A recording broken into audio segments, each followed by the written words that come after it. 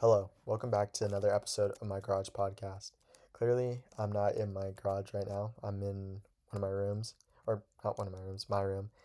And this week's episode, I didn't really feel like doing the podcast, but I surprised myself and ended up doing a lot of research for this episode. And I also surprised myself because the amount of, I guess, like my opinions and my input, and it kind of just didn't feel as if I was just reading off an article, and it just kind of felt like it was I was improving. And I just kept thinking throughout the podcast, or kind of throughout working on this episode, as to why I started this. And this is going to be the philosophy part. And I just wanted to start this episode as in thinking back to why I started this podcast. I've I primarily just wanted to improve my public speaking and just kind of understand the economy, because I want to be uh, somebody that works in in the business sector, investing money and just kind of having an early understanding of it. I felt like it would improve my chances of to see if I wanted to continue with this tract, or how I can see myself, if I can see myself doing this long term. And kind of what I noticed is that when I kept looking back on videos, and I just kind of was looking back on my goals, especially when I upload the videos, I kind of like skim through a little bit, but for the most part, I just like click through and just like hope for the best. But when I looked back on those videos, I realized I was stuttering a lot, and I don't really look straight at the camera. I'm kind of just looking all over the place. Like, if it felt like I was lost. And I feel like noticing the problems that we have, we can look to have a better future. And for example, growing up and even now, I mumble a lot, and I don't look people in the eyes, and I stutter. And with this podcast, I challenged myself to improve those skills and just kind of become a well-rounded person, and or yeah, kind of a well-rounded person,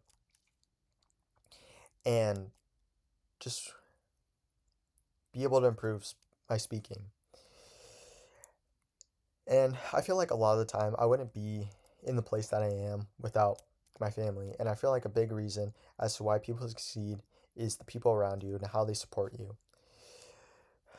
And like with my family, I usually get kind of anxious a lot, and like my aunts, they help me a lot. They help me a lot through my life, just giving me space and just understanding the problems I have, because they have problems that like my parents have, and my family members, they're like that help me out. They're like the older siblings, so they always kind of always seen their younger siblings struggling with these problems, and they see me going through these problems. They want to help and just offer as much support. And the support that you have, it just changes the way you look at the world. And I felt like the support I've had, it's just been immense through my family. And I kind of look back, and these are kind of reasons as to why I do the things that I do. And just kind of looking back, looking in the past, it kind of helps us to see our present, because it helps us focus on our goals and why we do the things we do. And I kind of wanted to another reason I wanted to start this podcast is to have a voice when I felt scared. Like a lot of the times, I get scared when speaking up, or or I just am just too shy to like speak up about things I feel strongly about. And this podcast was to challenge that, to challenge the voice that, or to allow my voice to be heard.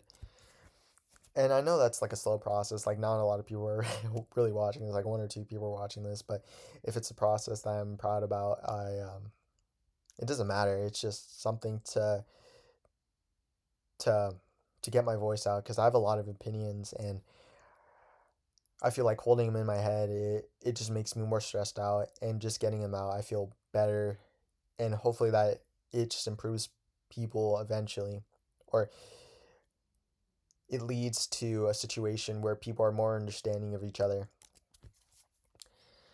Um, and looking through this week, or from the past 5 days, from I think the 25th to Friday, January 30th now, um, the past 5 days, the S&P 500 was steady on Thursday. And on Thursday, there was a steep drop off of price. But as of Friday, January 30th, it has started to recover. Sorry for that stutter. As well, the Dow, another index, was not performing as well on Tuesday. There was another drop off on Tuesday. And it has stayed down and it's just kind of been steady. And through the past 5 days, it's lost 0.5%. In the grand scheme of things, this may not seem big, but the point is this is showing potential signs that there are problems, and if this continues, then it could lead to very bad things down the road. The Nasdaq is also down over the past 5 days, similarly to the S&P. It lost some points on Thursday, also similar to the S&P 500, and it has not recovered since and has just been down and staying steady, showing no signs of recovering. As well as of Friday, the Nasdaq is down 0.29%, which may not be something major, but if, like I said, trends continue, it can be very bad. And kind of another reason as to why this was happening is because on um on I think on Wednesday, Trump announced that either Wednesday or Thursday, Trump announced that he his potential candidate for the Fed chair. And since Jerome Powell's term is ending soon, there's now going to be an election held to determine who will be the next Fed chair or the lead Fed chair. And who Trump announced to put as the potential next Fed chair is Kevin Walsh. And he has previously held positions similar to being a Fed chair. And as of now, he's a Stanford professor or a Stanford lecturer. I'm not sure if he's what the difference is, but he is a currently he works at Stanford right now. And since the beginning of Trump's term, he has been against Powell or Jerome Powell, the current Fed chair. Trump has been especially mad because Powell has not cut at the rate at which Trump wants, and Trump claims that he wants a more aggressive approach when it comes to interest rates. My opinion is that Trump plans to have more investment and wants to encourage businesses increasing the rate at which people get loans because there's a low interest rate. And if interest rates are low, that means that over the period that they have the loan, they don't have to pay as much back. In turn, it seems that their investment was not more expensive than it may have seemed, meaning as time passes, they don't have to pay as much interest on it, on the loan that they got. But if interest rates are cut too fast, it can have serious downsides that Powell wants to avoid in an already unstable market because of Trump's fast acting approach when it comes to his presidency. A lot of information here. Um, and with things like ICE and Trump's tariffs plans, it seems as if Trump only chases headlines to make it seem like he's actually doing stuff. Then, when his supporters see these headlines, it makes it seem that the other country backed down because of the announcement of the tariff. But really, what happened is that now the country's just open to negotiation and the tariff was just useless, or they see that there's an increased amount of deportations and it adds fuel to the fire that his supporters have made. Sorry, a little brain fart. But when his supporters see headlines that there's an increased amount of deportation, it makes it seem like Trump's actually doing stuff. But in the, at the end of the day, it really all it does is just cause problems later down the line. For example, when the Liberation Day tariffs were announced, the three major indexes lost a lot of value, and many people were scared because if the tariffs were to go through, it would isolate the U.S. and alienate us from our allies. And all those tariffs did was cause panic, and they didn't seem fully planned out and were more of a way just to get the media's attention. Then when it comes to ICE, I find this to be a bigger problem now, especially now with people like Alex Preddy and Renee Good, how much um, backlash there's been since their deaths, and not even just from liberals and Democrats, but also now there's kind of been a shift from his supporters now agreeing that it has gone too far, and there should be something to be done about ICE. And ICE is becoming now one of the highest funded government agencies, with their budget increasing now to $85 billion. And not only that, but are but those don't include the cost, like how $14 billion is now being spent per year on detention centers, and all it does is add up to causing more problems. And let me just kind of unprepared, but um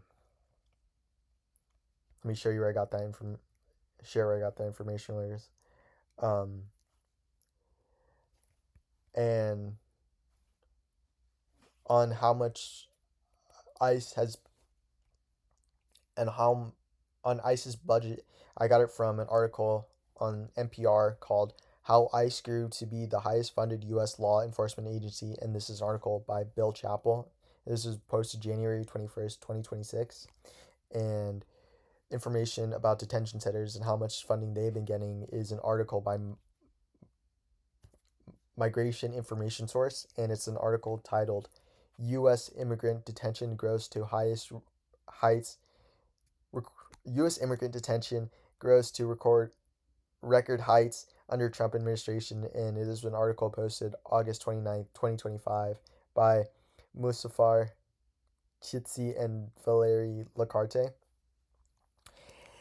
And instead of finding a solution to the problem that is immigration, immigration not only from Latin countries but also from all over the place, I feel like they're filling buckets instead of looking at the leak. With many spending 10 years or more trying to get through this legal process of becoming a U.S. citizen, it's just a very hard thing. And I can understand that with other countries, they have legal processes. But when it comes to the U.S., it is a country that promises a dream for immigrants and has progressively gotten harder to become a U.S. citizen. For example, during World War I and World War II, um, there's this program called the Bracero program, in which the U.S. government invited Mexican workers to come to the U.S., and this led to a trend in which people now know the U.S. as a place for opportunity, so why would they not come? And information about the Bracero program is from Timeline of Agricultural. Sorry, 1 second, it's loading, my bad. It's an article titled The Timeline of Agricultural. Let me just, honestly, I think it would be better on my computer to open it. But, okay, we'll get back to that. But basically, that's where I got the information about the Bracero program. And it is similar to a bubble. Many people, especially in the dot-com bubble, they saw that their friends were getting money from their investments, and they wanted to join in, leading to a situation in which many people were shifting towards investing in .com, or even now with the AI bubble. And if hedge fund managers weren't investing, then it led to, especially in the .com area, hedge fund managers were losing clients. They would, or even potentially losing their jobs. And it's a better decision to follow the trend and lose on the potential of not making money versus not making money at all. And this is similar to now. And it's a situation where there's mass migration from a country where it seems like they have no opportunities, like from Mexico or Guatemala, like where my family's from. Then hearing stories of their friends or family coming to the US and then making something of themselves encourages people to migrate to the US. And so this idea that immigration is bad, I feel like that's the whole that's what this whole country is built on, just immigrants and wanting independence from people. And I feel like the US has become this place where it's no longer like this.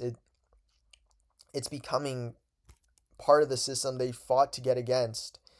Like the US it increases like how the US is increasing its military presence across the world, like with the US wanting to be a part of Greenland, or the US having bases on Guam or other places in Korea. And it makes this the US seem as like like an empire, like the British Empire that we fought so much to get away from.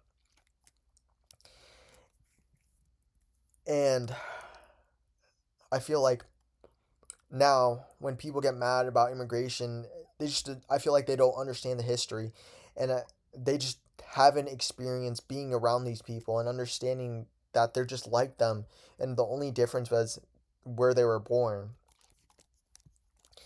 And I feel like there should be a better pathway to increase citizenship. And I understand that there are criminals, but what percentage of criminals are actually getting deported? And a lot of right now, what's happening with ICE, there's a lot of American citizens, army vets getting deported, and people that have just been victims to their situations are getting deported, and it's not just criminals. And that's kind of a side tangent I had, and I was able to load the article. Um, but it's an article by the National Farm Worker Ministry, and it's titled "Timeline of Agricultural Labor in the U.S."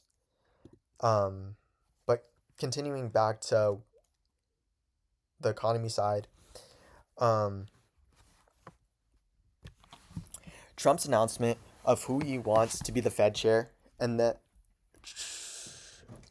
Trump announced who he wanted to be the Fed chair. Those on Wall Street are troubled, and those on Wall Street are troubled because of this announcement as well. Sorry, I had to switch locations real quick. But oh, I don't even know if you guys can see me. Okay. But getting back to uh, Trump's announcement about who the new Fed chair is going to be. Um, those on Wall Street are troubled, not knowing whether or not the new candidate will be good for the economy. As well, the voting to see who is to be the new Fed chair is going to happen around March to April, because in May that is when Jerome Powell's term is up.